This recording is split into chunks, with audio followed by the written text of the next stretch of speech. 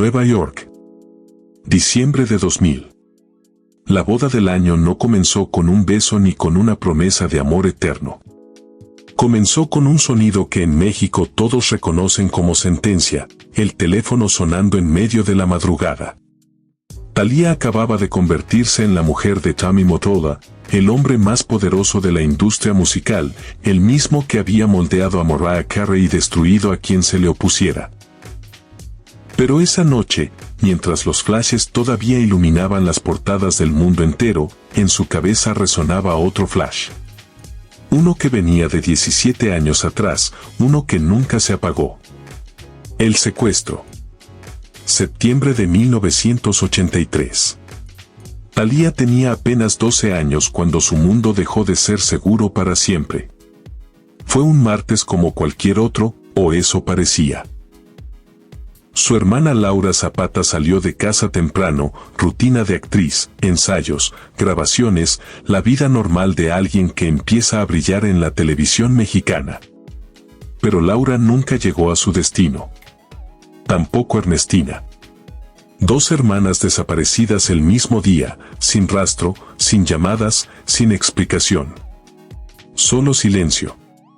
Un silencio que en México de los años 80 significaba lo peor.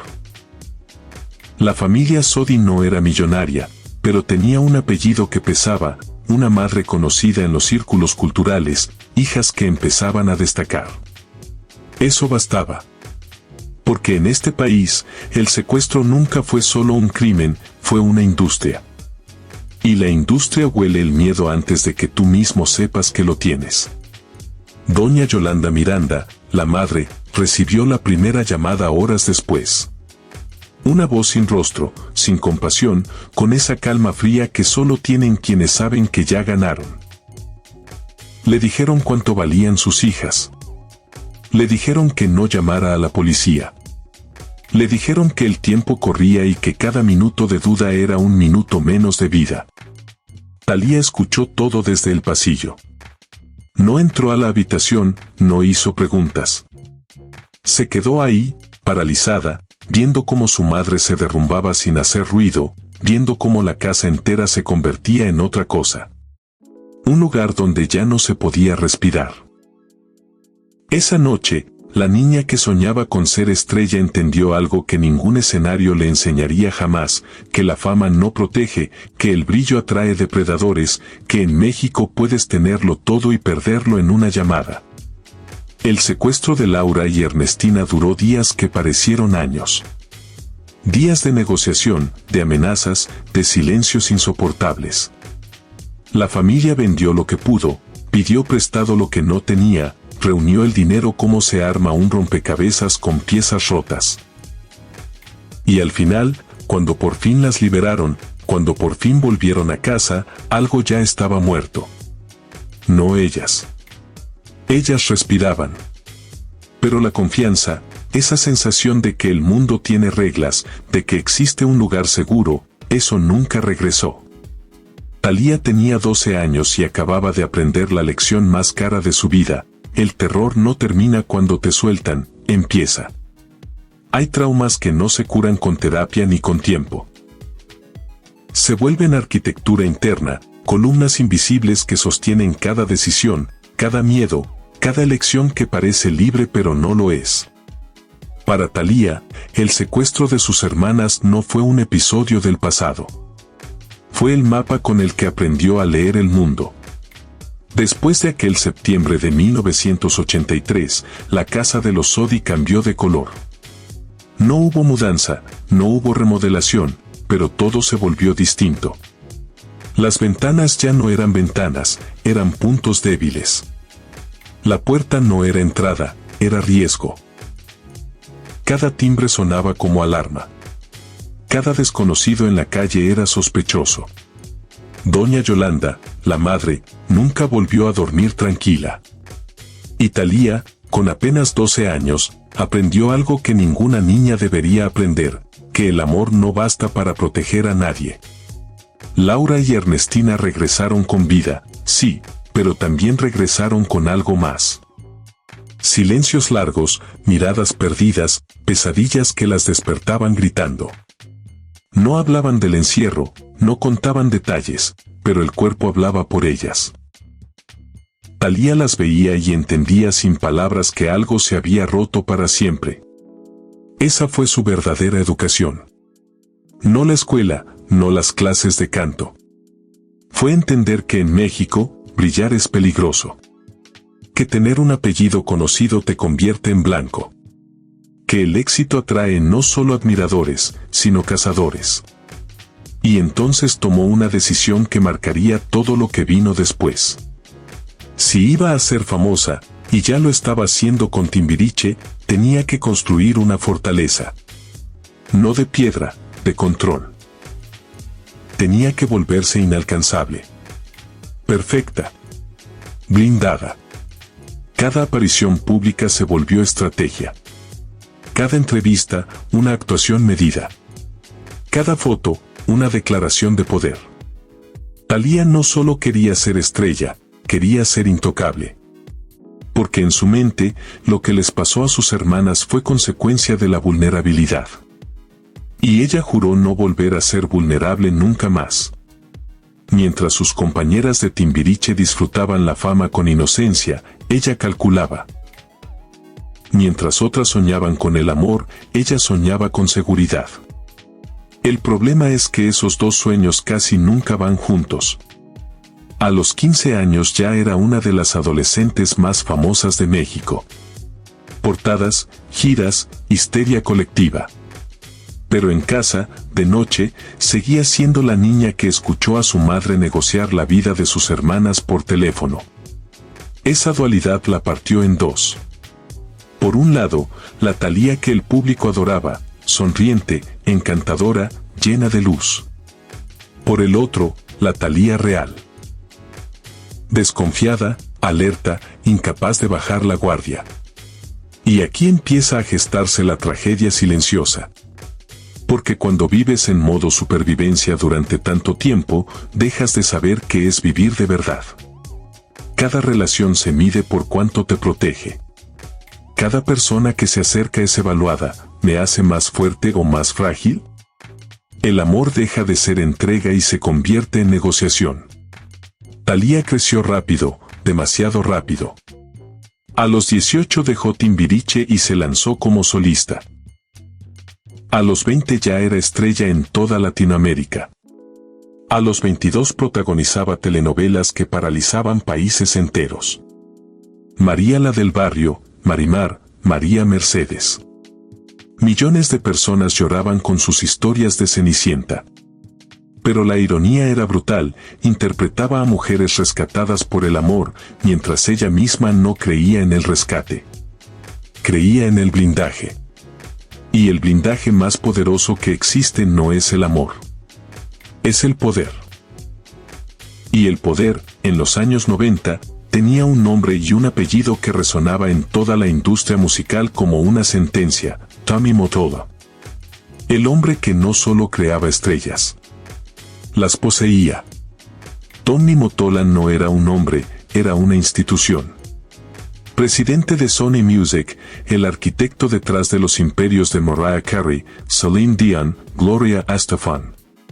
Un tipo que no pedía permiso, que no negociaba de igual a igual, que entraba a una sala y todos sabían quién mandaba. Tenía fama de visionario, sí, pero también de tirano. De hombre que convertía talento en oro, pero que cobraba el precio completo. Cuando Thalía llegó a su radar a mediados de los años 90, ella ya no era la niña asustada de 1983. Era una máquina de éxito perfectamente calibrada. 3 telenovelas que habían arrasado. Discos que vendían millones. Una marca que trascendía fronteras. Pero algo faltaba. El mercado anglosajón. La legitimación definitiva. Y para eso, necesitaba a alguien como Mottola. Él la vio y supo exactamente lo que tenía enfrente. No solo una cantante, una franquicia. Belleza latina, carisma desbordante, disciplina férrea y algo más valioso aún, ambición sin límites. Thalía no quería ser famosa en México, quería ser inevitable en el mundo. Y Tommy Mottola sabía cómo hacer eso realidad. La firma del contrato fue solo el principio. Porque trabajar con Mottola no era solo grabar discos, era entregarse. Él decidía las canciones, la imagen, los mercados, las alianzas. Todo pasaba por él. Y Thalía, acostumbrada a controlar cada detalle de su vida, aceptó.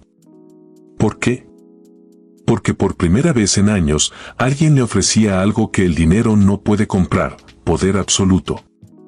Mottola no era un novio, era una fortaleza andante. Un hombre con conexiones en cada rincón de la industria, con influencia política, con recursos ilimitados. Si alguien podía garantizar que nunca más volvería a sentirse vulnerable, era él. Pero Tommy Mottola también era otra cosa. Un hombre 21 años mayor que ella. Un hombre recién divorciado de Mariah Carey en medio de un escándalo mediático brutal. Meraí había hablado. No con todas las palabras, pero sí con las suficientes. Habló de control. De aislamiento. De una relación donde ella no decidía ni con quién hablaba. Esas declaraciones estaban frescas cuando Thalía y Tommy empezaron a verse. Y aún así, ella siguió adelante. Porque en su mente, lo que Meraí llamaba prisión, ella lo veía como protección. La diferencia entre ambas era simple. Meraí entró buscando amor y encontró una jaula. Thalía entró buscando la jaula y la llamó hogar. Los primeros meses fueron de seducción estratégica. Cenas privadas, regalos imposibles, promesas susurradas en Penthouse de Manhattan. Tommy no la conquistó con romanticismo, la conquistó con arquitectura. Le mostró un mundo donde nada podía tocarla. Donde cada puerta tenía guardia, cada movimiento estaba calculado, cada amenaza neutralizada antes de existir. Para una mujer que creció con el terror del secuestro todavía vivo, eso no era lujo. Era oxígeno. Se casaron en diciembre de 2000 en la Catedral de San Patricio, Nueva York. Fue la boda del año. Vestido de cuento, invitados de poder, prensa internacional. Thalía caminó hacia el altar sonriendo como siempre, perfecta como siempre. Pero si alguien hubiera mirado con atención, habría notado algo extraño. No caminaba como una novia enamorada. Caminaba como alguien que acaba de firmar el contrato de seguridad más caro de su vida. Porque eso fue ese matrimonio desde el primer día. No una unión, una transacción. Ella entregaba libertad. Él entregaba blindaje. Y en ese momento, con el recuerdo del secuestro todavía latiendo en su pecho, le pareció el trato más justo del mundo. Lo que Thalía no sabía, o quizás sí pero eligió no verlo, es que las jaulas de oro siguen siendo jaulas. Y que el miedo, cuando se vuelve tu brújula, nunca te lleva a un lugar seguro. Solo te lleva a un lugar donde no puedes moverte. El primer año de matrimonio fue una masterclass de control disfrazado de amor. Tommy Mottola no gritaba, no amenazaba, no necesitaba hacerlo. Su poder operaba en frecuencias más sutiles. Una sugerencia aquí, una mirada allá, un silencio que decía más que 1000 palabras. Y Thalía, entrenada desde niña para leer peligros invisibles, entendía cada señal. Dejó de salir sola. Dejó de contestar llamadas sin filtro. Dejó de tomar decisiones sin consultar. No porque él se lo exigiera abiertamente, sino porque el sistema que construyeron juntos funcionaba así. Ella era la estrella, él era el estratega. Ella brillaba, él controlaba la luz. Al principio, Thalía lo interpretó como cuidado. Después de todo, ¿no era eso lo que siempre quiso? Alguien tan poderoso que ninguna amenaza pudiera atravesarlo. Tommy tenía guardaespaldas, choferes, abogados, un equipo entero dedicado a que nada saliera mal. Vivían en una mansión en las afueras de Nueva York que parecía más búnker que hogar. Cámaras por todos lados, protocolos de seguridad, accesos restringidos. Para cualquiera, eso habría sido asfixiante. Para Thalía, era familiar. Porque así había vivido desde los 12 años. Con miedo. Y ahora ese miedo tenía mayordomo. Pero algo empezó a cambiar cuando se dio cuenta de que ya no podía distinguir entre protección y prisión. Tommy decidía con quién hablaba, qué proyectos aceptaba, a qué eventos asistía. Si ella quería ver a su familia en México, había que coordinar agendas, equipos, logística militar. Nada era espontáneo. Nada era suyo. Cada aspecto de su vida pasaba por el filtro de un hombre que decía amarla, pero que la trataba como activo corporativo. Y lo más aterrador de todo es que ella lo permitió. Porque en su mente, esa era la única forma de estar segura. Renunciar a la libertad para no volver a sentir terror. El problema es que el terror nunca se va. Solo cambia de forma. Ahora ya no temía a un secuestrador anónimo. Temía decepcionar a Tommy. Temía tomar una decisión equivocada. Temía que si bajaba la guardia, todo el castillo se derrumbara. Vivía en alerta constante, midiendo cada palabra, cada gesto, cada movimiento. Exactamente igual que cuando tenía 12 años y el teléfono sonaba en la madrugada. La diferencia es que ahora el teléfono estaba adentro de su cabeza. Y sonaba todo el tiempo. Sus amigas empezaron a notar la distancia. Llamadas sin respuesta, planes cancelados, una Thalía cada vez más lejana. Cuando lograban verla, la encontraban radiante, impecable, exitosa. Pero había algo apagado en sus ojos. Algo que antes brillaba y ahora solo reflejaba. En entrevistas hablaba de su matrimonio con palabras ensayadas. Tommy es mi roca, mi protector, mi todo. Frases perfectas, vacías. El tipo de declaraciones que suenan a comunicado de prensa. Porque eso era su vida ahora. Un comunicado permanente. Mientras tanto, su carrera explotaba. Discos, giras, contratos millonarios. Tommy cumplió su promesa, la convirtió en estrella global. Pero cada logro tenía el sello de él. Cada decisión pasaba por su escritorio. Thalía cantaba, pero la voz era de otro. Y entonces llegó el momento más revelador. Un día, en medio de una discusión menor, Tommy le dijo algo que ella nunca olvidaría. Todo lo que tienes, lo tienes porque yo lo decidí.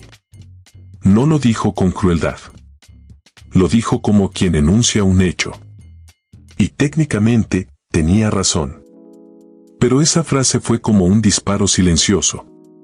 Porque Thalía entendió en ese instante que había cambiado un secuestrador anónimo por uno con apellido, traje y anillo de bodas. Que la jaula de oro que construyó para protegerse del mundo, la había encerrado peor que cualquier crimen. Hay una diferencia brutal entre estar atrapada y saber que estás atrapada. Thalía cruzó esa línea una mañana cualquiera, frente al espejo de su vestidor en Manhattan, rodeada de vestidos que costaban fortunas y que ya no le provocaban nada. Se miró y no se reconoció. No porque hubiera cambiado físicamente. Seguía siendo hermosa, brillante, perfecta. Pero esa perfección ya no era suya.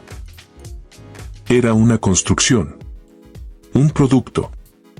Y ella era la empleada de su propia imagen. Intentó hablarlo con Tommy. Una conversación cuidadosa, medida, donde pidió un poco de espacio, un poco de aire. Él la escuchó con esa paciencia condescendiente que usan los hombres poderosos cuando una mujer reclama. Y luego, con calma, le recordó todo lo que había hecho por ella. Los contratos firmados, las puertas abiertas, los enemigos aplastados. Le recordó que sin él, ella seguiría siendo solo una estrella de telenovelas mexicanas. Esa frase dolió más que cualquier insulto. Porque tenía veneno de verdad mezclado. Thalía sabía que Tommy había potenciado su carrera. Pero también sabía que ella ya era gigante antes de conocerlo. El problema es que cuando alguien repite una mentira con suficiente autoridad, empiezas a dudar de tu propia historia. Watami era experto en reescribir narrativas. Así que Thalía se quedó callada. Tragó el reclamo, sonrió y siguió adelante. Porque irse significaba enfrentar algo peor que el control, enfrentar el miedo original. El miedo de 1983. El miedo que nunca se fue. Mientras tanto, los tabloides empezaron a publicar historias extrañas. Rumores de que Thalía estaba aislada, de que no veía a su familia, de que Tommy monitoreaba cada paso. Ella salió a desmentir con la misma sonrisa de siempre. Son inventos, estoy feliz, estoy plena. Y quizá en ese momento hasta lo creía. Porque la mentira repetida 1000 veces se vuelve refugio. Pero por las noches, cuando Tommy dormía y ella se quedaba despierta mirando el techo, sabía la verdad. Sabía que había construido la prisión más cara del mundo. Una prisión con chofer, con vista al Central Park, con tarjetas negras y equipo de seguridad. Pero prisión al fin. Lo más cruel de todo es que no podía culpar a nadie más que a sí misma. Tommy no la secuestró. Ella se entregó. Firmó el contrato con los ojos abiertos. Eligió seguridad sobre libertad. Y ahora estaba pagando el precio. Los años pasaron y la rutina se volvió mecánica. Grabar, promocionar, sonreír, repetir. Thalía seguía siendo una de las latinas más exitosas del planeta, pero por dentro se sentía como maniquí. Hermoso, caro, vacío. Hubo momentos de quiebre. Momentos donde estuvo a punto de irse.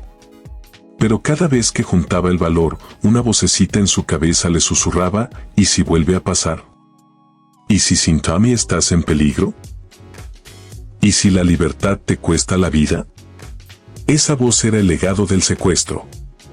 El fantasma de 1983 todavía dictando decisiones en 2005, en 2008, en 2010. Y así, año tras año, Thalía se quedó. No por amor. Por miedo. Y esa es la verdad que nunca dirá en una entrevista. Que el matrimonio que el mundo admiraba como cuento de hadas era en realidad un pacto de supervivencia. Que la sonrisa en las alfombras rojas escondía una negociación diaria con el terror. Que cada te amo pronunciado en público era en realidad un no puedo irme. Porque irse significaba volver a estar sola. Y estar sola significaba ser vulnerable. Y ser vulnerable, en la mente de Thalía, significaba morir. El cuerpo nunca miente. Puede sonreír mientras por dentro se derrumba, puede caminar erguido mientras las rodillas tiemblan, puede brillar en un escenario mientras el alma se apaga.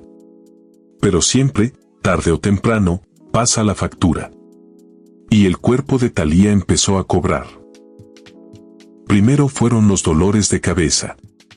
Migrañas brutales que la dejaban en cama días enteros. Luego vino el insomnio. Noches enteras despierta, con el corazón acelerado sin razón aparente, con la mente dando vueltas en círculos. Después, la ansiedad. Ataques de pánico en medio de entrevistas, en camerinos, en aviones. Episodios donde sentía que se moría, que le faltaba el aire, que las paredes se cerraban. Los médicos le recetaron pastillas. Para dormir, para calmar, para funcionar. Y Thalía las tomó todas. Porque en su mundo, detenerse no era opción. La máquina tenía que seguir. El show no podía parar. Tommy observaba todo con preocupación genuina. A su manera, la quería. Pero su forma de querer era la misma con la que manejaba su imperio, con control total.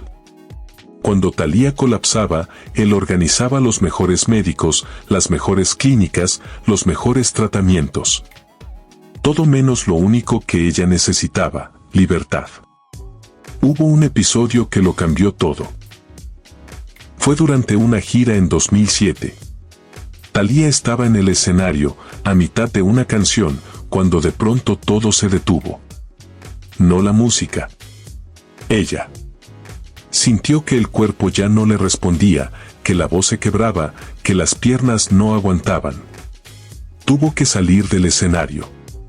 Los reportes oficiales hablaron de agotamiento. La verdad fue otra. Fue un colapso nervioso.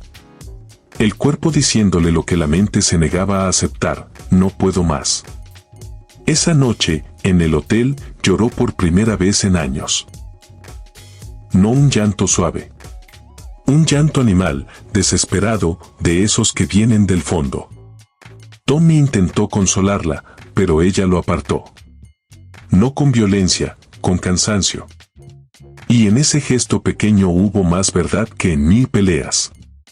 Porque Thalía se dio cuenta de algo aterrador: ya no sabía quién era sin el personaje. Llevaba tanto tiempo siendo Thalía la estrella, la esposa de Motola, la reina latina, que había olvidado que sentía Ariadna Thalía Sodi cuando nadie miraba. ¿Le gustaba cantar o solo era buena en eso? ¿Amaba a Tommy o solo necesitaba su protección? ¿Era feliz o solo estaba a salvo? Preguntas que cualquier persona se hace a los 20. Ella se las hacía a los 36. Y no tenía respuestas. Los meses siguientes fueron de silencio público. Thalía desapareció de la escena. Oficialmente, para descansar. Extraoficialmente, para no romperse del todo. Se refugió en la mansión, lejos de cámaras, lejos de compromisos.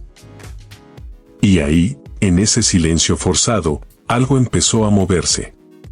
Una incomodidad. Una pregunta. ¿Esto es todo? Porque tenía éxito, dinero, fama mundial, seguridad absoluta. Todo lo que alguna vez soñó después del secuestro. Y sin embargo, se sentía más vacía que nunca. Porque resulta que vivir sin miedo no es lo mismo que vivir de verdad. Y Thalía había confundido ambas cosas durante más de una década. Intentó hablarlo con Tommy otra vez. Esta vez más directa. Le dijo que necesitaba cambios. Que quería retomar control de su carrera. Que quería decidir. Él la miró como se mira a un niño que pide algo imposible. Y le dijo que sí, que podía decidir. Siempre y cuando las decisiones fueran las correctas. Esa respuesta fue la gota final. No porque fuera cruel, sino porque era honesta. Tommy nunca mintió sobre quién era. El que mintió fue Thalía. Se mintió a sí misma creyendo que podía tener seguridad sin pagar con su alma. Hay dos tipos de jaulas. Las que te encierran por la fuerza y las que tú misma construyes con miedo y las decoras con excusas. Thalía vivía en la segunda. Y lo peor de ese tipo de prisión es que la llave siempre estuvo en tu bolsillo, pero nunca te atreves a usarla. Porque abrir la puerta significa enfrentar lo que dejaste afuera. Y afuera estaba el México de 1983. El teléfono sonando. Las hermanas desaparecidas. El terror puro. Pero algo empezó a cambiar cuando nació su primera hija, Sabrina, en 2007. Thalía sostuvo a esa niña en brazos y por primera vez en años sintió algo más fuerte que el miedo: responsabilidad. No la responsabilidad corporativa de cumplir contratos. La responsabilidad humana de ser ejemplo. Y se preguntó: ¿qué le voy a enseñar? ¿A brillar o a vivir con miedo? ¿A ser libre o a negociar su libertad por seguridad? Esa pregunta no tenía respuesta fácil. Porque Thalía sabía que el mundo era peligroso. Que México seguía siendo un país donde el secuestro no había desaparecido, donde tener dinero te convertía en blanco. Pero también sabía que criar a una hija en una burbuja blindada era condenarla a la misma cárcel que ella habitaba. Así que hizo algo inesperado. Empezó a decir que no. Pequeños no es al principio. No voy a ese evento. No firmo ese contrato. No acepto esa entrevista. Tommy lo notó de inmediato. Y cada vez que ella decía no, él preguntaba por qué. No con curiosidad. Con control. Porque en la dinámica que habían construido, Thalía no tenía permitido el no sin justificación aprobada. Pero ella ya no ofrecía justificaciones. Solo mantenía el no, y eso, en un matrimonio basado en la transacción de libertad por protección, era una declaración de guerra. No hubo gritos. No hubo portazos. Solo una tensión que se instaló en la casa como niebla espesa. Tammy intentó recuperar el control de la única forma que sabía, recordándole lo que él había hecho por ella. Te convertí en lo que eres. Esa frase, repetida 1000 veces con diferentes palabras, empezó a perder poder. Porque Thalía finalmente entendió la trampa. Sí, Tammy potenció su carrera. Pero ella ya era enorme antes. Él no la creó. La moldeó. Y hay una diferencia abismal. Entonces ocurrió lo inevitable. Thalía empezó a tomar decisiones sola. Pequeñas al principio. Elegir una canción. Rechazar un productor. Llamar a su familia sin pedir permiso. Y cada decisión propia era un ladrillo menos en la jaula. Tommy lo sintió. Y reaccionó como reaccionan los hombres que confunden amor con propiedad. Apretando más. Más control. Más preguntas. Más lo hago por tu bien. Pero esta vez, Thalía no cedió. Porque había descubierto algo más aterrador que el secuestro, vivir toda una vida sin haberse pertenecido nunca. El conflicto escaló. Hubo peleas. Discusiones largas donde él le recordaba todo lo invertido, todo lo construido, todo lo arriesgado. Y ella, por primera vez, le devolvió una verdad: invertiste en un negocio. Yo invertí mi vida.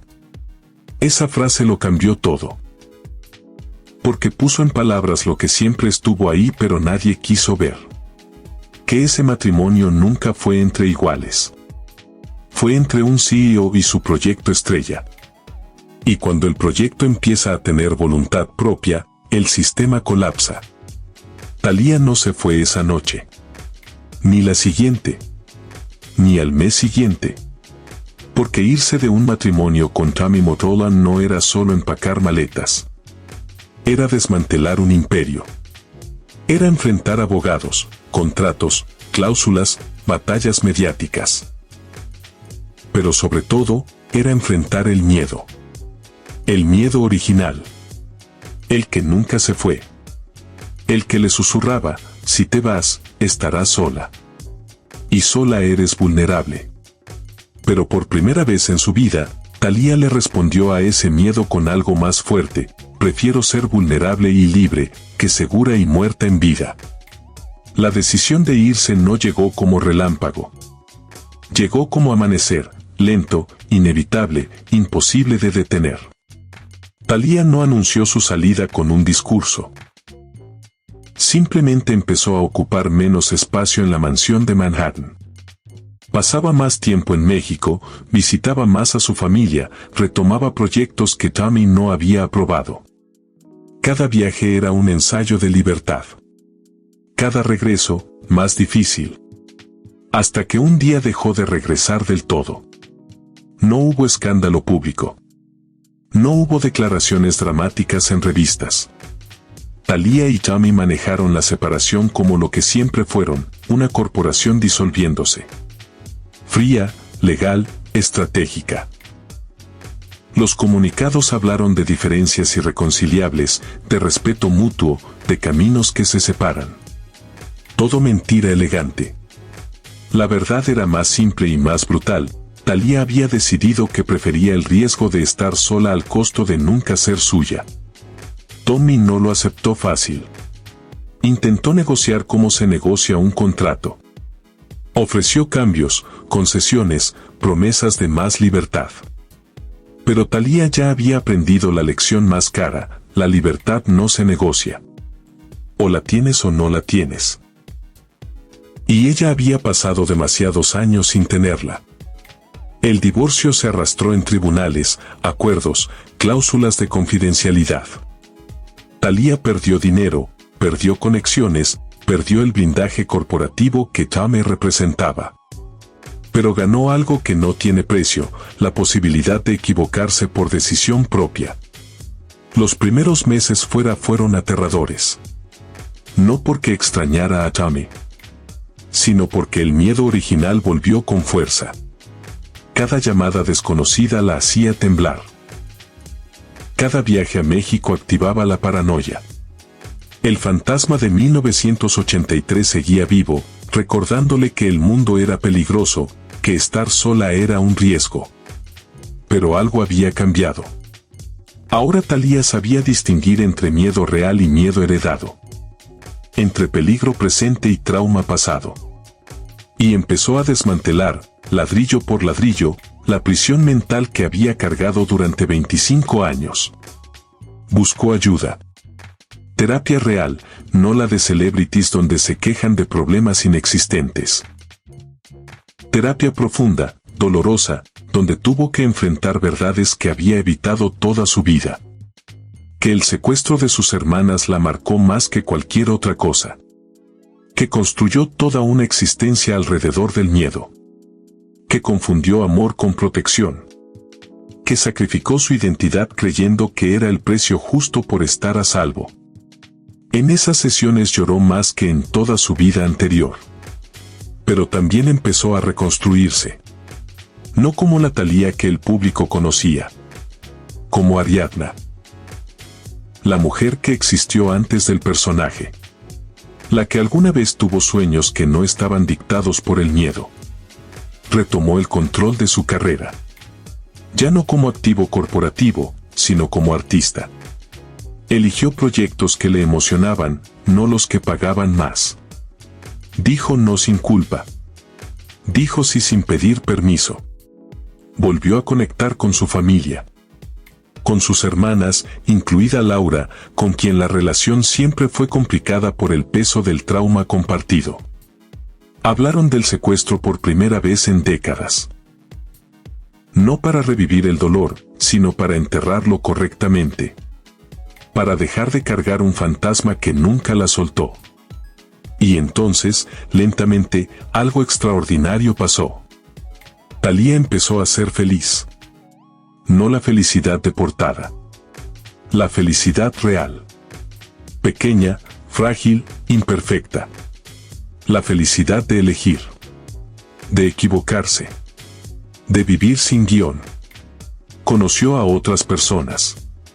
Tuvo relaciones que no funcionaron. Y estuvo bien. Porque el fracaso, cuando es tuyo, duele menos que el éxito que le pertenece a otro. Aprendió a estar sola sin sentirse en peligro. A caminar por la calle sin escolta. A dormir sin pastillas. A vivir sin negociar cada paso. Y un día, mirándose al espejo, se reconoció. Después de años de ver solo un producto, vio a una mujer. La libertad no borra el pasado. Solo te enseña a cargarlo de otra forma.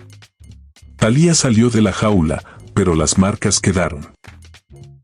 En cómo desconfiaba, en cómo calculaba riesgos, en cómo aún, a veces, se despertaba en la madrugada con el corazón acelerado sin razón aparente. El trauma no se cura. Se integra. Y ella estaba aprendiendo a vivir con eso. Los años post-Motola fueron de reconstrucción silenciosa. Thalía no hizo un gran regreso triunfal. No necesitaba probarlo.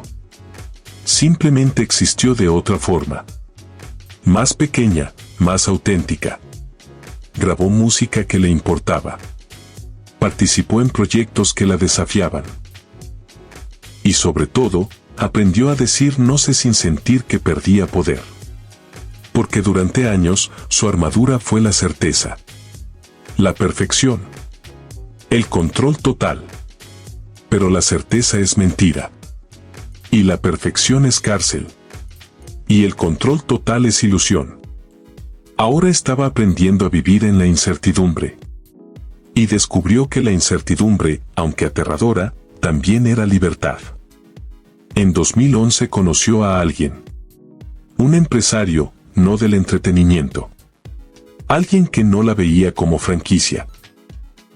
Alguien que no necesitaba controlarla para sentirse poderoso. La relación fue distinta desde el inicio. Sin urgencias. Sin transacciones. Sin negociaciones de poder. Solo dos personas eligiéndose. Thalía entró con miedo, sí. Pero esta vez fue consciente del miedo. Lo nombró. Lo puso sobre la mesa. Y eso cambió todo. Porque cuando el miedo deja de ser secreto, pierde la mitad de su fuerza. Se casó de nuevo. Pero este matrimonio no fue portada del New York Times. Fue pequeño, privado, real. Y por primera vez en su vida, Thalía entró a una relación sin buscar protección. Entró buscando compañía. Y esa diferencia, aunque sutil, lo cambiaba todo. Tuvo más hijos. Los crió de forma distinta a como la criaron a ella. Con límites, sí. Con cuidado, sí. Pero sin miedo paralizante. Les enseñó a ser precavidos, no paranoicos. A protegerse, no a esconderse. Les habló del secuestro. No como fábula de terror, sino como parte de la historia familiar. Les explicó que el mundo tiene peligros, pero que vivir encerrada también es morir de otra forma. Y en esas conversaciones con sus hijos, Thalía finalmente hizo las paces con la niña de 12 años que escuchó a su madre negociar por teléfono. Le dijo lo que nadie le dijo entonces: no fue tu culpa. Y no tienes que pagar por eso el resto de tu vida. Esa conversación con su yo del pasado fue el cierre real. El momento en que la herida dejó de sangrar. Retomó proyectos en México. País al que siempre amó pero que también le provocaba terror. Cada vez que aterrizaba en Ciudad de México, el cuerpo se tensaba. Las memorias volvían. Pero ya no huía. Se quedaba. Enfrentaba. Y poco a poco, México dejó de ser el país del secuestro y volvió a ser su país. La industria del entretenimiento la recibió distinto. Ya no como la intocable, como la humana. Y aunque perdió algo de mística, ganó algo mejor: respeto genuino. Porque la gente conecta con la perfección, pero ama la vulnerabilidad. Y Thalía, por primera vez, se permitió ser vulnerable en público. Habló del secuestro en entrevistas. Habló de su matrimonio con Motola sin rencor pero con verdad. Habló de sus errores, de sus miedos, de sus colapsos. Y el público no la juzgó. La entendió. Porque resulta que todos tenemos jaulas. Algunos las construyen con dinero, otros con relaciones tóxicas, otros con trabajos que odian. Pero la mecánica es la misma. Cambiar libertad por la ilusión de seguridad. Y el testimonio de Thalía, sin quererlo, se volvió espejo para millones. Un espejo que decía: puedes salir. Si da miedo. Si pierdes cosas. Pero lo que ganas no tiene precio. El perdón no llega como rayo de luz en película. Llega sucio, incompleto, lleno de contradicciones. Thalía nunca perdonó completamente a Tommy Motola. Pero tampoco lo odia. Simplemente lo entiende como lo que fue. Un hombre que amó a su manera, que dio lo que tenía, que protegió desde el único lugar que conocía, el control. Y ella se perdona a sí misma por haber aceptado ese trato durante tanto tiempo. Porque lo hizo desde el miedo. Y el miedo, aunque no justifica, sí explica. Con sus hermanas, especialmente con Laura Zapata, la relación sigue siendo compleja. El secuestro las unió, pero también las rompió de formas que nunca sanaron del todo. Porque vivir el mismo trauma no significa procesarlo igual. Laura quedó atrapada en la rabia. Thalía en el miedo. Ernestina en el silencio. Y cada una sobrevivió como pudo. A veces se hablan, a veces no, a veces se abrazan, a veces se evitan. Y Thalía aprendió que está bien. Que no todas las relaciones se reparan. Que algunas heridas familiares son demasiado profundas y lo único que puedes hacer es dejar de esperar que desaparezcan. Hoy, a sus 52 años, Thalía sigue siendo figura pública. Sigue grabando, sigue actuando, sigue siendo relevante. Pero ya no desde la urgencia. Desde el gusto. Hace proyectos que la divierten. Rechaza a los que no, y si un año decide no hacer nada, no pasa nada. Porque su valor ya no depende de cuánto produce. Aprendió a medir el éxito de otra forma. No en portadas ni en cifras. En paz. En noches donde duerme sin pastillas. En días donde no revisa el teléfono con miedo. En conversaciones con sus hijos donde no proyecta trauma. La gente que la sigue en redes sociales nota el cambio. Ya no es la Thalía inalcanzable. Es cercana. Imperfecta. Real. Sube fotos sin maquillaje. Habla de sus días malos. Se ríe de sus errores. Y esa versión, aunque menos pulida, conecta más que la anterior. Porque la perfección intimida. La humanidad abraza. A veces da entrevistas donde le preguntan por Tommy. Y ella responde sin rencor. Me dio cosas importantes. También me quitó otras. Pero al final, la responsabilidad de haberme quedado fue mía. Esa frase incomoda a los entrevistadores que buscan villanos claros. Pero Thalía ya no alimenta narrativas simples. Porque la vida no es simple. Y su historia menos. También habla del secuestro. Ya no como tabú, como capítulo. Me marcó. Pero no me define. Y en esa distinción está todo su trabajo de años. Porque sí, el trauma existió. Pero ya no dicta cada decisión. Ya no es la brújula. Es parte del mapa, no el destino. Thalía construyó algo que muy pocos logran, una segunda vida. No una reinvención de imagen. Una reconstrucción real. Desde los cimientos. Y lo hizo sin manual, sin terapeuta milagroso, sin retiro espiritual en Bali. Lo hizo en el día a día. Eligiendo distinto. Cayendo. Levantándose. Volviendo a caer. Aprendiendo. Hay una foto reciente de ella en Instagram que resume todo. Está en una playa mexicana, despeinada, sin maquillaje, sonriendo. No la sonrisa de portada. Una sonrisa torcida, real. Y el pie de foto dice solo, aquí. Esa palabra lo dice todo. Porque durante décadas, Thalía estuvo en todos lados menos ahí. Estaba en el futuro, planeando protección. Estaba en el pasado, reviviendo miedo. Pero nunca en el presente. Ahora sí está. Aquí. Y ese aquí, aunque parezca poco, es todo. Es la diferencia entre existir y vivir. Entre brillar y arder. Entre estar a salvo y estar viva. Las heridas generacionales no se cierran con una conversación. Se cierran cuando decides no pasarlas. Y Thalía tomó esa decisión el día que se sentó con sus hijos y les habló de algo que su madre nunca pudo hablarle, como vivir sin miedo heredado. Les contó la historia completa. El secuestro, las noches sin dormir, las decisiones tomadas desde el terror.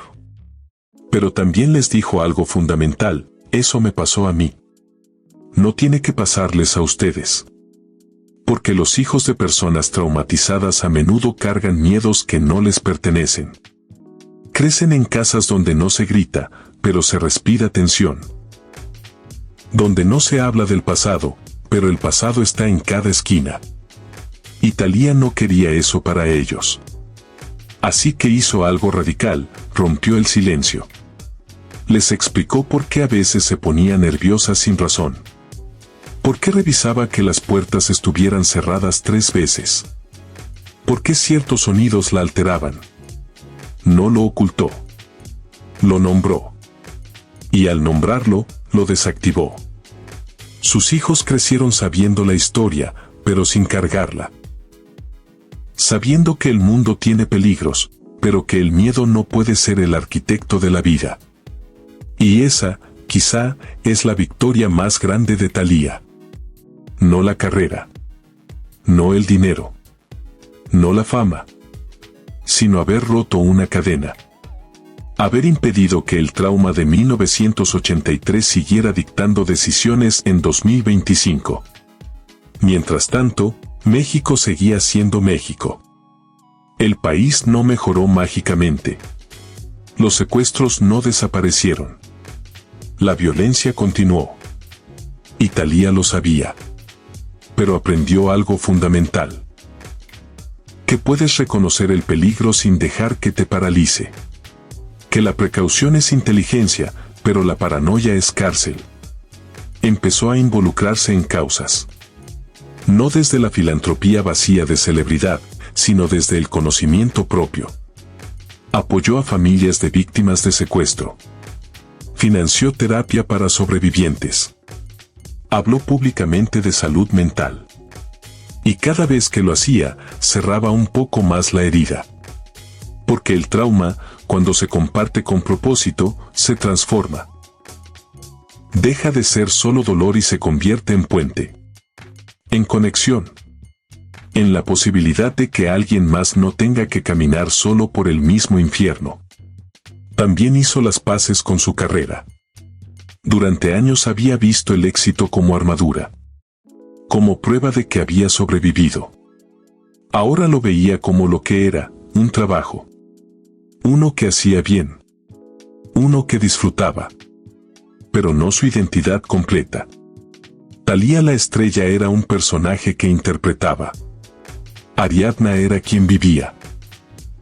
Y esa separación le salvó la vida. Porque cuando tu valor depende de la fama, vives en pánico constante.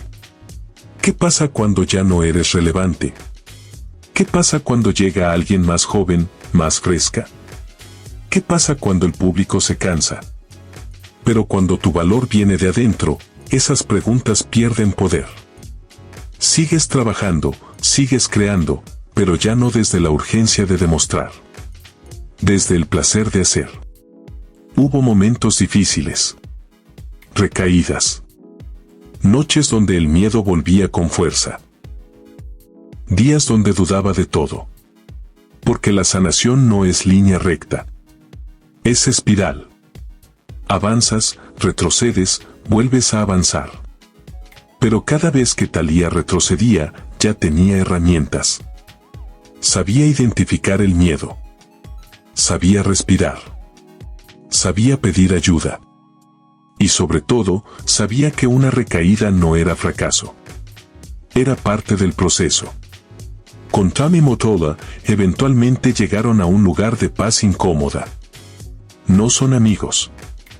No se llaman. Pero si se cruzan en un evento, pueden saludarse sin que explote nada. Porque Thalía entendió que odiar a Tommy era seguir dándole poder.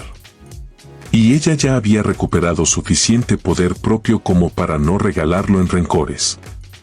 Él hizo lo que hizo. Ella eligió lo que eligió. Y ambos pagaron el precio de sus decisiones. Así de simple. Así de complejo. La redefinición del éxito no aparece en manuales de autoayuda. Aparece cuando te quedas sin máscaras. Cuando ya no puedes fingir. Cuando la vida te quita todo lo que creías que eras y te obliga a descubrir qué queda. Para Thalía, ese momento llegó a los 45 años. Una edad donde muchos intentan aferrarse desesperadamente a la juventud. Pero ella hizo lo contrario. Se rindió. No en el mal sentido. Se rindió a la idea de que tenía que seguir siendo la Thalía de los 25. La del cuerpo imposible, la sonrisa eterna, la perfección blindada. Dejó que las arrugas aparecieran. Dejó que el cuerpo cambiara. Dejó que la voz madurara. Y descubrió algo inesperado, que la versión real era más interesante que la inventada. El público lo notó. Al principio hubo críticas. Se dejó. Ya no es la misma. Perdió el glamour. Comentarios crueles de una industria que devora a sus propios ídolos cuando muestran humanidad. Pero Thalía ya no vivía para los comentarios. Vivía para ella. Y esa indiferencia genuina hacia la opinión externa fue su mayor acto de rebeldía. Porque en un mundo donde las mujeres son juzgadas constantemente, negarse a participar del juicio es revolución. Empezó a hablar de menopausia, de cambios hormonales, de depresión. Temas que las celebridades evitan porque rompen la fantasía. Pero Thalía ya no vendía fantasía. Vendía verdad. Y la verdad, resulta, tiene mejor mercado de lo que la industria cree. Sus discos ya no vendían millones. Sus conciertos ya no llenaban estadios como antes. Y estaba bien. Porque el éxito ahora se medía distinto. En poder dormir tranquila. En tener conversaciones reales con su familia. En días donde no fingía nada. Lanzó un libro. No de consejos de belleza ni de dietas milagrosas.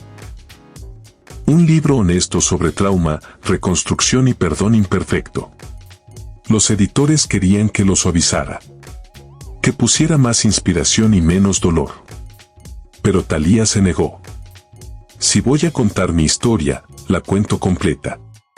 Con lo feo. Con lo incómodo. Con lo que no tiene solución bonita. El libro fue exitoso. No por las ventas, aunque vendió bien. Sino por las cartas. Miles de mujeres escribiéndole. Contándole sus propias jaulas. Sus propios tamis. Sus propios secuestros emocionales. Y en cada carta, Thalía veía un espejo. Porque su historia, aunque específica, era universal. Todas conocemos el trueque. Libertad por seguridad. Identidad por aceptación. Voz por paz. Y todas, en algún momento, tenemos que decidir si seguimos pagando ese precio. También empezó a hablar públicamente sobre su relación con sus hermanas. Sin romanticismos. Admitió que no era perfecta. Que había heridas que no sanaron. Que el secuestro las unió y las separó al mismo tiempo. Y que estaba bien no tener un final feliz familiar de telenovela. Porque la vida real no funciona así. Y pretender que sí es otra forma de mentira. Laura Zapata dio entrevistas donde criticó a Thalía. Dijo que había abandonado a la familia. Que se había vendido al poder. Que había olvidado sus raíces. Y Thalía, en lugar de responder con rabia, respondió con comprensión. Laura procesó el trauma de una forma. Yo de otra. Ninguna es incorrecta. Solo son distintas. Esa respuesta desconcertó a los medios que esperaban pleito. Pero Thalía ya no alimentaba circos. Ya había sido suficiente espectáculo. Ahora solo quería ser humana. Tranquila. Real. Y en esa búsqueda de lo real, encontró algo que nunca tuvo en los años de fama absoluta: comunidad. No la comunidad falsa de la industria. Comunidad genuina. Amigas que no la necesitaban para nada. Que no querían su conexión, su dinero, su fama. Solo su compañía. Relaciones donde podía ser Ariadna sin traducción. Sin performance. El momento más revelador de su vida no llegó en un escenario ni en una alfombra roja. Llegó en un aeropuerto de Ciudad de México, esperando una maleta que nunca salió. Thalía estaba sola, sin asistentes, sin equipo. Solo ella, cansada, despeinada, esperando como cualquier pasajero. Y entonces pasó algo extraño. Nadie la reconoció. O si la reconocieron, no les importó. No hubo gritos, no hubo selfies, no hubo el circo habitual. Y en lugar de sentirse ofendida o invisible, Thalía sintió alivio. Libertad. Porque estar ahí, siendo nadie especial, era lo más parecido a la paz que había sentido en décadas. Esa experiencia la marcó. Le mostró que la fama no era identidad. Era circunstancia. Y que podía elegir cuándo habitarla y cuándo no. Empezó a vivir con esa dualidad consciente. Thalía la estrella existía. Hacía su trabajo. Brillaba cuando tocaba brillar. Pero Ariadna también existía. Y Ariadna compraba su propia leche, llevaba a los niños a la escuela, se equivocaba, se frustraba, era imperfecta. Y ambas versiones podían coexistir sin anularse. La industria intentó encasillarla. La veterana. La que fue. La leyenda del pasado. Etiquetas que buscaban archivarla. Pero Thalía no aceptó ninguna. Porque las etiquetas solo funcionan si tú las validas. Y ella ya no validaba nada que viniera de afuera. Su brújula ahora era interna. ¿Esto me hace feliz? ¿Esto es auténtico? ¿Esto lo hago por miedo o por elección? 3 preguntas simples que filtraban todo. Proyectos, relaciones, compromisos. Si las respuestas no eran claras, la respuesta era no. Esa claridad le costó oportunidades. Rechazó trabajos millonarios porque implicaban volver a dinámicas de control. Dijo no a colaboraciones con personas que admiraba pero que le exigían ser la Thalía de los 90. Perdió contratos por negarse a cirugías extremas, a dietas imposibles, a mantener una imagen que ya no era sostenible. Y cada vez que perdía algo por ser honesta, ganaba algo mejor, respeto propio. Porque el aplauso externo es adictivo, pero el aplauso interno es sustentable. El primero se acaba. El segundo crece. Hubo una entrevista donde le preguntaron, ¿te arrepientes de algo? Y Thalía respondió con una honestidad brutal. Me arrepiento de haber tardado tanto en elegirme. Me arrepiento de haber creído que el miedo era razón suficiente. Me arrepiento de haber pensado que la jaula de oro era mejor que la intemperie. El entrevistador intentó suavizar. ¿Pero aprendiste, no? Y ella lo interrumpió. Aprender no borra el tiempo perdido. Sí, aprendí. Pero también perdí años. Y eso no se recupera. Esa respuesta incomodó. Porque la narrativa culturalmente aceptada es que todo pasa por algo. Que el dolor tiene propósito. Que las lecciones justifican el sufrimiento. Pero Thalía rechazó esa narrativa. No todo pasa por algo. A veces las cosas pasan porque tomamos malas decisiones. Y está bien admitirlo. No tengo que ponerle moño bonito a mi historia para que valga. Esa postura le costó fans. Gente que la seguía por inspiración fácil se fue. Pero atrajo a otros. Personas cansadas de la toxicidad del pensamiento positivo obligatorio. Personas que necesitaban escuchar que está bien no estar bien. Que la sanación no es lineal. Que puedes haber sobrevivido a algo terrible y aún así estar enojada por haberlo vivido. Con los años, Thalía se convirtió en algo que nunca planeó, referente accidental. No porque predicara, sino porque vivía en voz alta. Errores incluidos. Y en un mundo donde las redes sociales venden perfección editada, su imperfección cruda era radical. Publicaba fotos llorando. Hablaba de días malos. Admitía cuando la terapia no funcionaba. Confesaba recaídas. Y esa vulnerabilidad conectaba más que cualquier producción millonaria. Porque la gente no necesita ídolos inalcanzables. Necesita espejos honestos. La pregunta que nadie hace pero todos piensan es esta: ¿valió la pena? Y Thalía tiene una respuesta que no satisface a nadie porque no es simple. ¿Valió la pena salir? No valió la pena haber entrado. Porque sí, construyó una carrera global. Sí, tuvo éxito, dinero, reconocimiento. Pero también perdió años de su vida negociando con el miedo. Años donde no fue dueña de su tiempo, de su cuerpo, de sus decisiones. Y esos años no regresan. Hay un precio que se paga por vivir desde el trauma. Y ese precio no se calcula en dinero. Se calcula en momentos. En risas que no diste porque estabas en alerta. En relaciones que no viviste porque tenías miedo. En versiones de ti que nunca existieron porque elegiste la seguridad. Thalía perdió esas versiones.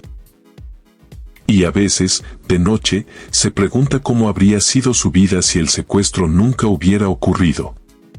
Si sus hermanas hubieran regresado a casa ese septiembre de 1983 como cualquier otro día. Si ella hubiera crecido sin miedo.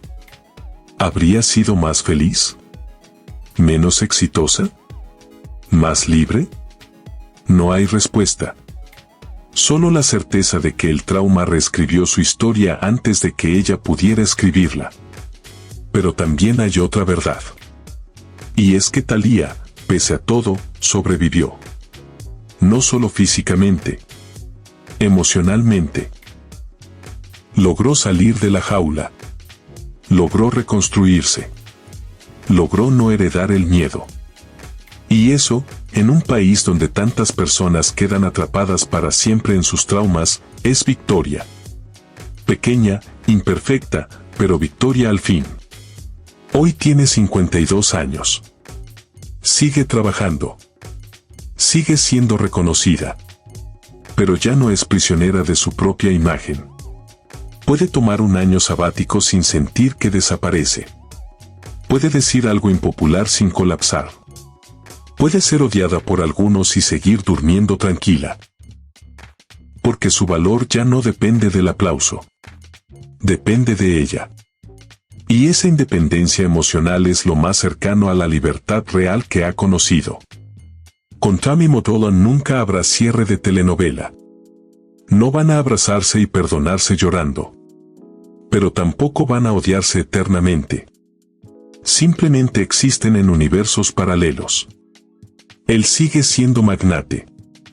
Ella sigue siendo estrella. Y ambos saben que lo que tuvieron no fue amor. Fue contrato. Y los contratos, cuando terminan, no dejan nostalgia. Dejan lecciones. La lección de Thalía es clara: ninguna seguridad externa vale la libertad interna. Ningún poder ajeno compensa la pérdida de tu voz.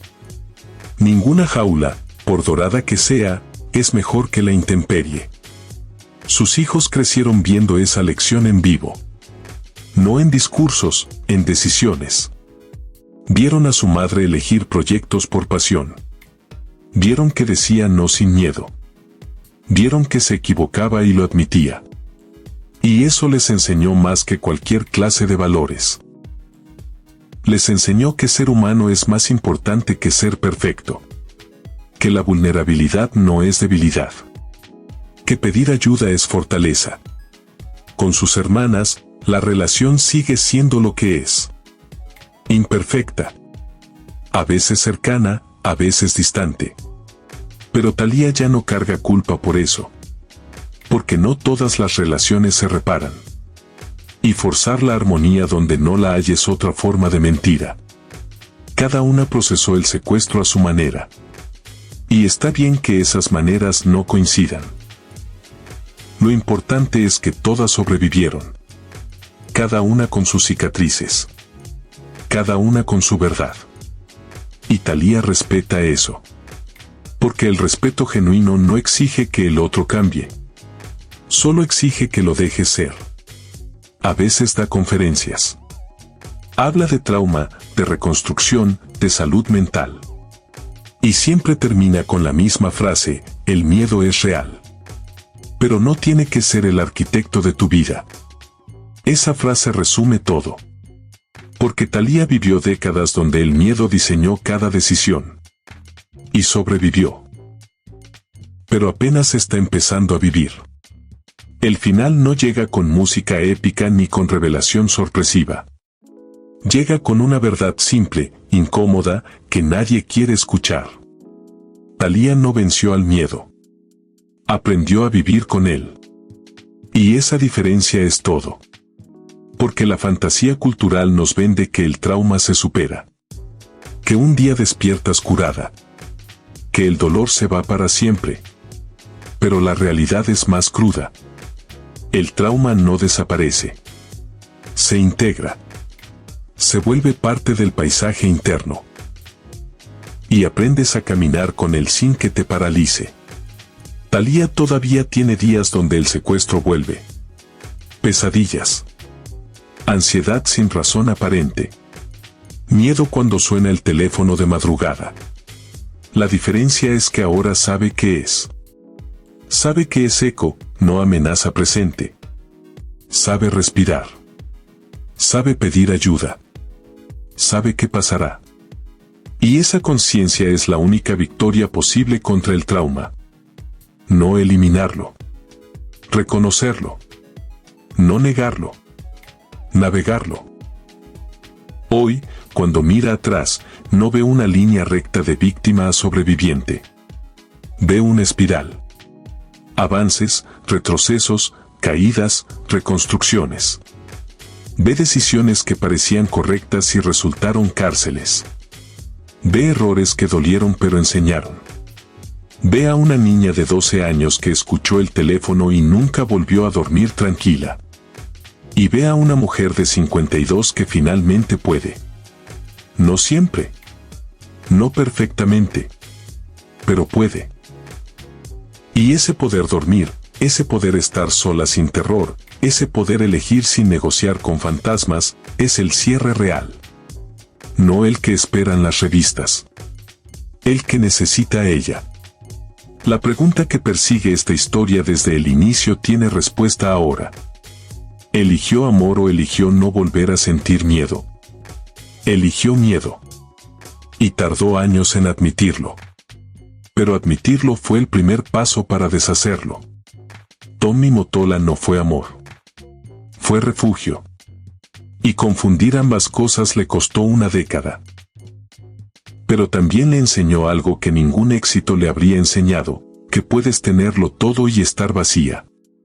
Que la seguridad sin libertad es otra forma de muerte. Que brillar en una jaula sigue siendo estar enjaulada. El secuestro de 1983 no terminó cuando liberaron a sus hermanas. Terminó décadas después, cuando Thalía decidió liberarse a sí misma. De la imagen. Del miedo. De la necesidad de control absoluto. De la idea de que estar a salvo es más importante que estar viva. Hoy vive distinto. Más pequeño. Más real. Sin el blindaje corporativo de Mottola. Sin la perfección imposible de sus 20. Sin la necesidad de demostrar nada. Y en esa vida pequeña, finalmente hay espacio para respirar. Para equivocarse. Para ser imperfecta. Para ser humana. La jaula de oro está vacía. Thalía salió.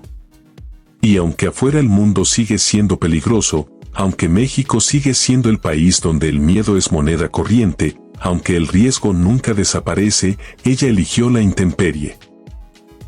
Eligió el riesgo consciente sobre la seguridad que asfixia. Eligió vivir sobre sobrevivir. Y esa elección, aunque tardía, aunque costosa, aunque imperfecta, es la única que importa. Porque al final, todos terminamos en el mismo lugar. Lo único que varía es cómo llegamos. Si llegamos habiendo vivido o habiendo existido. Si llegamos libres o encadenados. Si llegamos siendo nosotros o siendo la versión que otros diseñaron. Thalía llegará siendo ella. Con cicatrices. Con errores. Con victorias pequeñas. Pero ella. Y en un mundo que exige que las mujeres sean todo menos auténticas, eso es revolución. Silenciosa, imperfecta, real. El secuestro que destruyó a su familia la obligó a construirse distinto.